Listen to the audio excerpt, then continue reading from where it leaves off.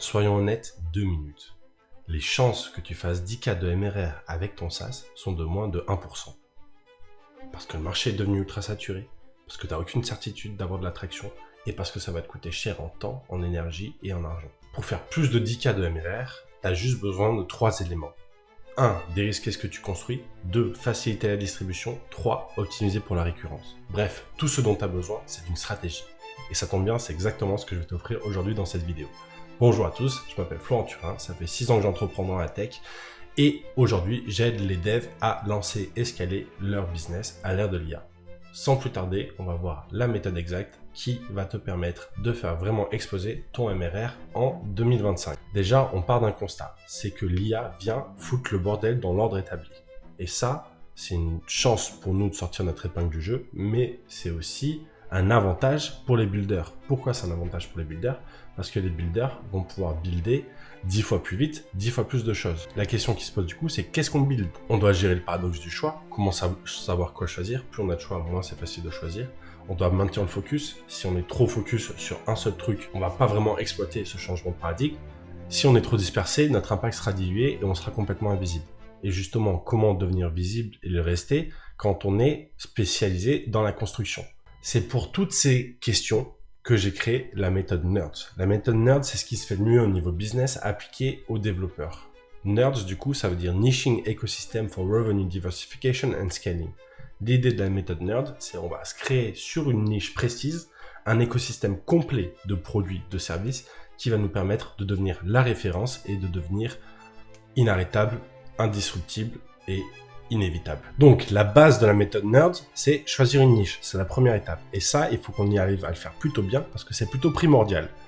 Pour ça, il va falloir qu'on surmonte quelques biais, notamment, je suis full stack, je maîtrise plein de langages de programmation. L'idée, ça va être de se dissocier complètement de ça, d'accord? Et de vraiment se nicher par rapport à plusieurs critères. Déjà, par rapport à sa singularité, parce que l'idée, c'est on veut pas trouver une niche, on veut trouver sa niche à soi, d'accord? Là où on va être le plus pertinent. Et pour ça, c'est un mélange de quelles sont mes forces, quelles sont mes passions, quelles sont mes expériences. Et on veut trouver dans cette zone de génie-là une niche qui est appropriée. Moi, par exemple, j'ai bossé dans la tech. Mes forces, c'est plutôt le marketing, le go-to-market. Et le passion, c'est le early stage, d'accord? Donc forcément, ce que je fais là fait du sens. Ensuite, tu peux te nicher par rapport à d'autres critères, industrie, type de solution, etc. Moi, par exemple, je me suis niché dans la tech, type de solution, je fournis un accompagnement. Le macro-problème auquel je résous, c'est trouver des clients, structurer un business, bref, faire toute la partie go-to-market. La technologie, c'est plutôt IA et no-code. Type de client, ça va être justement les développeurs et localisation, ça va être la francophonie, d'accord? Tous ces critères et cette singularité fait que je suis en train de faire, c'est ce que je suis en train de faire aujourd'hui. Deux autres critères, en plus de sa singularité et de ces critères-là, qu'il va falloir qu'on prenne en compte. Le premier, ça va être la demande du marché, d'accord? Si vous êtes sur un marché qui a pas de sous et qui a pas de problème, bon, ben, ça sert à rien que vous vous nichiez là-dessus. Et le dernier point, c'est les points d'entrée. Les points d'entrée, ça peut être un compagnon, une compagne, un ancien collègue, un ami, un proche, une personne de ta famille. Le point d'entrée, c'est la personne qui connaît très bien l'industrie, à qui tu vas pouvoir poser toutes les questions et qui va pouvoir te faire plein d'introductions et donc te ramener et être crédible et visible sur cette niche, ok? Bref, si jamais tu as besoin d'aide pour te nicher, je te laisse mon lien ci-dessous pour que tu puisses réserver un appel et on va travailler sur ta niche. J'ai pas mal de ressources sur le sujet, donc je pense que je vais pouvoir t'aider comme il faut. Bref, une fois qu'on a notre niche, qu'est-ce qu'on veut faire? On va faire deux choses essentielles sur notre niche. On va faire des produits et des services. Pourquoi on fait de la prestat de service sur notre niche? Parce qu'on veut juste pas être un indie hacker qui crève la dalle, qui a rien à manger, parce qu'il lance plein de produits et il fait pas de sous, d'accord? Ce qu'on veut, c'est être rentable sur le court terme, on veut financer la R&D des futurs produits et surtout, on veut récupérer les besoins clients. Pourquoi on doit récupérer les besoins clients? Parce qu'on veut kickstarter un peu ce cercle vertueux où on identifie les besoins clients, on développe des produits pour répondre à ces besoins, on se sert de ces produits comme source d'acquisition, on régale ses clients, on identifie les besoins clients, on développe des produits pour répondre à ses besoins, on se sert de ces produits pour productiser son offre, on régale ses clients, etc., etc. En sachant qu'en plus, notre offre, au début, elle va être générique, d'accord? Ça va être une presta générique, mais vu qu'on est niché, on va pouvoir rapidement identifier des besoins récurrents qu'on va pouvoir transformer du coup en service orienté résultat, d'accord? Qui apporte une valeur concrète avec un résultat concret et pas juste payé au TJM. Et une fois qu'on arrive à créer ce service orienté résultat, donc au forfait, on va pouvoir le productiser afin qu'on passe moins de temps dessus et qu'on marche toujours autant. Ça, c'est le premier pilier de la méthode NERD, c'est avoir une offre scalable. La deuxième pilier, ça va être créer des produits. On veut lancer plein de produits, ok, on veut créer un écosystème. Le truc, c'est qu'on ne veut pas lancer n'importe quoi, n'importe comment. On veut vraiment réfléchir à ce qu'on fait, sachant qu'en plus, il y a une infinité de typologies de produits qu'on peut lancer, d'accord, dont des infoproduits. Donc, comment on fait pour savoir qu'est-ce qu'on doit lancer? On va tout simplement conscientiser les produits qu'on va devoir lancer à quel stade, d'accord? Parce que l'idée, c'est pas juste que ça réponde aux besoins de notre niche, mais ça réponde aussi à nos besoins à nous, en tant que créateurs d'écosystème. Donc la base de la base, c'est on va se concentrer au début sur des lead magnets et des produits d'appel. Pourquoi? Parce qu'on veut trouver des clients. On veut que ces produits, on veut se servir de ces produits pour trouver des clients, pour avoir des opportunités, pour avoir des prospects, etc.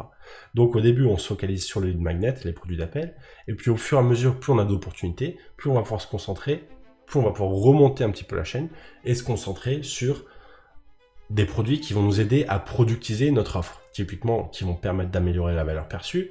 Donc ça peut être un petit micro SaaS, ça peut être un petit cours en ligne, ça peut être un petit plugin qui t'aide justement à augmenter la valeur perçue de ton offre.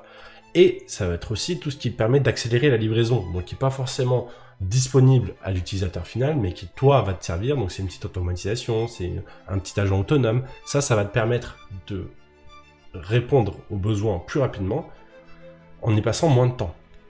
Et enfin, en dernière étape, là, tu vas pouvoir commencer à créer des produits pour upsell, donc des vrais SaaS, etc. Si jamais tu veux construire un empire et être assez agressif là-dessus, ce que tu peux faire, c'est tu peux offrir ce que la compétition facture, d'accord? De cette manière, tu es sûr de pouvoir attirer des clients, que tu vas pouvoir comprendre les besoins et développer un produit plus complexe, potentiellement un SaaS complexe, mais tu auras déjà des clients en place, tu auras déjà les prospects, et donc du coup, tu auras déjà validé quelque part le besoin et le fait que les gens vont être prêts à payer pour ça. Donc c'est que dans cette condition où tu vas pouvoir créer vraiment un SaaS complexe, parce que tu l'auras déjà vendu et tu auras déjà des clients, d'accord? Ça, c'est le deuxième pilier de la méthode NERD, mais le troisième pilier, le plus important, c'est le nerf de la guerre, c'est la distribution efficace. Comment on fait pour distribuer son écosystème intelligemment? Pour ça, on a deux leviers. Déjà, on va assumer son positionnement, parce qu'il y en a beaucoup qui se disent, bon, ben, je me niche, mais qui l'assument pas vraiment. Donc, il faut que ça se voit partout, d'accord? Il faut que vous soyez prêts à vous fermer des portes pour qu'il y ait des inconnus qui soient prêts à ouvrir les leurs. Et le deuxième truc, c'est faire des trucs cool. Il y a une fausse conception où on se dit, il faut que je sois visible pour pouvoir faire des trucs. Non, il faut que tu fasses des trucs cool pour devenir visible, d'accord? C'est la solution pour vraiment gagner en visibilité. Il faut que tu fasses des trucs cool. Typiquement, créer un écosystème de produits sur une niche spécifique, ça, c'est un truc cool. Donc, tu vas être visible, d'accord? Sur ta niche, si tu fais des trucs cool. Le seul truc, du coup, c'est on doit diffuser son écosystème. Et pour ça, on a deux leviers principaux. Ça va être l'organique et le reste. L'organique, déjà, c'est donc création de contenu sur les réseaux sociaux. On va créer du contenu pour sa niche, d'accord? À laquelle ça joue des lead magnets, donc nos petits produits gratuits. Et ça va nous permettre de devenir une référence pour 20% de la niche. En sachant que sur une niche, tout le monde se connaît, vous allez pouvoir accéder à 80% de la niche en devenant une référence pour les 20% de la niche restante, d'accord? Donc, si vous créez un produit et du contenu qualité, vous allez devenir une référence pour les 20% de votre niche, et ça, à travers du référencement, à travers des liens de référol, à travers un petit like, etc. Ça va vous permettre de toucher les 80% de votre niche. En sachant que le plan, on l'oublie pas, c'est on construit une audience. Sur cette audience, certains vont devenir des utilisateurs, et ces utilisateurs vont devenir potentiellement des clients. Donc ça, c'est la partie organique. Le reste, du coup, c'est tous les autres canaux que, normalement, les individus, les solopreneurs, les freelances n'ont pas forcément accès. Ça va être le SEO, l'affiliation, la publicité, la prospection. Bon, la prospection, tout le monde en fait, mais l'idée, ça va être d'activer ces canaux alternatifs à travers ces produits. Parce que vous avez des produits, maintenant, faire du SEO, faire de l'affiliation, ça fait du sens, d'accord? Donc l'idée, c'est de vraiment diversifier sa stratégie d'acquisition.